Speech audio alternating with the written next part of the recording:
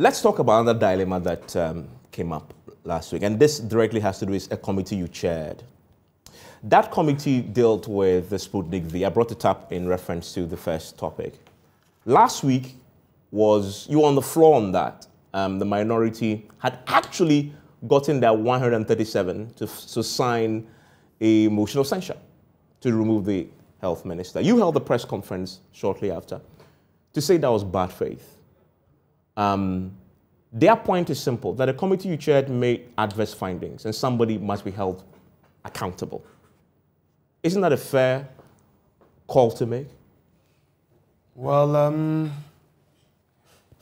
in politics, you engage and reach a consensus on a matter, and you are supposed to act in good faith. You can't eat your cake and have it. There had been certain communication between both sides, and we reached an agreement on what to do. It became obvious to us throughout our deliberation that certain funds had been paid to Al Maktoum, of which certain doses of vaccines had not been received. At the time, Maktoum breached the agreement. So our main concern was how to get the funds back. Fortunately for us, we're shown evidence of a communication between the two parties. And before we could end our report, finish our report, the funds had been sent back to government of Ghana. So there was no financial loss to the state. To me, that was critical.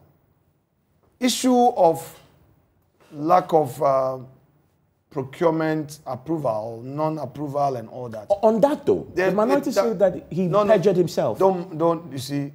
Before the committee. Listen, that issue. That he categorically told you. Wait. That no monies have been paid. Wait. We played the tape. It became a thorny issue. Back and forth between my good self and my two other colleagues on the other side. So the majority leader asked the clerks to call for the tape. We listened to it together. And they came to a conclusion that the views held by them was not correct. That is how come, yes, of course. Was there a record of this? Of course. Check the report. That is why in the report. I kind of sat here on Monday. Check the report, read the report. You see, we are doing politics, but let's do it with some honor. On this report and the conduct of the NDC, permit me to go by Shakespeare's view in Macbeth, that had I but died an hour before this chance, I would have lived a blessed life. Had I but died an hour before this chance, I would have lived a blessed life. Far from this instance, there's nothing serious in mortality. I say this to them. Okay? I say this to the NDC. For them to turn around and say this about Ajimamenu, it's most insincere with the greatest respect. So had I but died an hour before this chance, I would have lived a blessed life. Far from this instance. I ended there.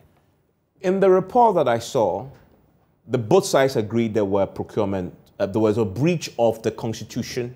Yes, we never said procurement breaches. I just rephrased. Yes, but you have to make it clear. I just rephrased. We never said there were procurement breaches. There was a breach of the constitutional provision requiring this to come. I agree. Look, you can't run away from a fact.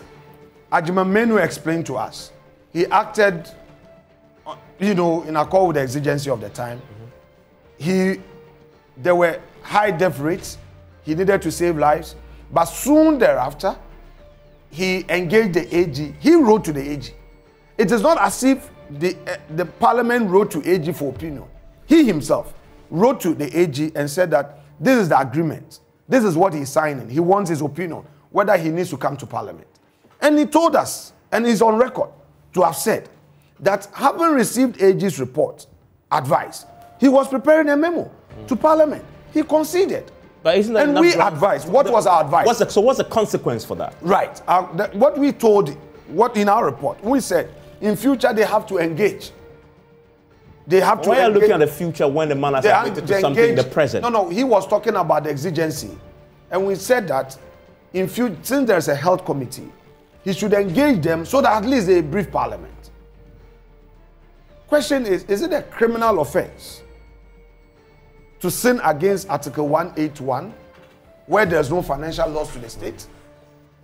Our laws do not say that when you sin against Article 181 and it does not result in financial loss to the state, you must be held criminally liable. I have 30 seconds to wrap up. So fundamental on this matter, you believe let sleeping dogs like no more consequence for Ajimamenu? I haven't said so. I rely on the report without more. So what should the I'm saying I rely on the report. So should there be consequence? I rely on the report. The report is what we have said together. The report said we recover and he's recovered. That's what the report said. Okay. Recover. They've recovered.